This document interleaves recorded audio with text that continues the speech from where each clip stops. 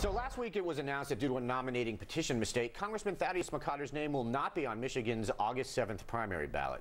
While many considered him to be a shoo-in for re-election, some are saying the error could now cost the GOP a Republican House seat. But the congressman says he's planning to use write-in votes to win the nomination, so let's talk to him about it. First of all, Congressman, dude. Really? Well, no, in all seriousness, Andy, it rose to the level where I had to have request an Attorney General investigation to find out why duplicate signatures were submitted, why past petitions had tried to be passed off.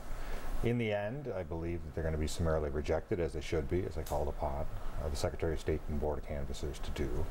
The Attorney General investigation commenced yesterday, and we're going to go through with the process. Now, we've seen write-ins win in the past.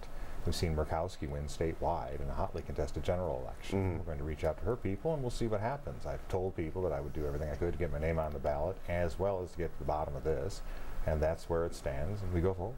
Well, let me ask you this. You mentioned this. How the Detroit News had an article. They basically said that it's write-in campaigns rarely succeed in Michigan, and that you're not allowed to put stickers anywhere. Like, people have to actually remember your name and write them. You can't have your name around the polling areas for them to remember. Do you think you have a chance at pulling this off? Yes, or I wouldn't ask people to support me doing it. If it wasn't something that could be attained, I wouldn't waste their time.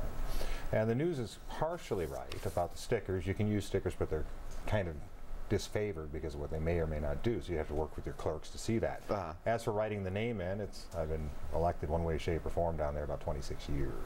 So the people who vote against me will certainly be able to put the profanity in front of it and put it on the ballot.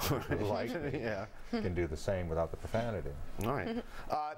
A former state attorney general in Michigan, Mike Cox, he said, quote, "It's clear that he doesn't care about Congress anymore."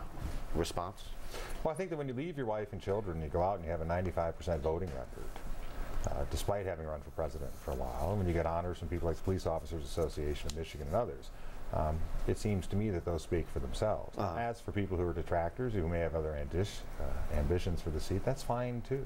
My job is focused on going for the write-in campaign and get the voters who want to have a chance to vote for me to know how to do it. If this fails and you're not able to get that, will you take the time to get into gay shape? Well, if I did, I wouldn't have my shirt open like that to show off my I don't have, that's a problem. I gotta get a gay shape before I show off the Good girl, you look good. What's that? I'm not now. Actually, you could be for all I know. He is. I don't know. Is he? We haven't seen you in a singlet, so I'm going to reserve judgment. Do it. Hey, last question. People seem to want to blame your presidential bid for distracting you from all of this. Is that anything to that? No, as I said on the radio, it's idiotic.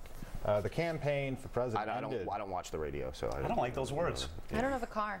I'll stop using campaign. I don't have a mom. The presidential race, I ended in September, endorsed Mitt Romney in 2011. The petition process started in February and was supposed to have been done a month ahead of time.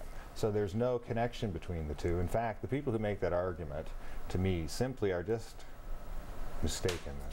That was a nice way of saying it. Yeah. All right. Well, thanks for talking to us about this. Well, thanks for the lovely segue. In your time of distress. Well, I'm sitting around here with you. I know. I feel bad for you. Yeah. You should. All right. We'll close things out with the post-game wrap-up from Paul Mercurio. And to see clips of recent shows, go to foxnews.com/redeye. On there right now is last night's Andy Graham. Boo. Yay.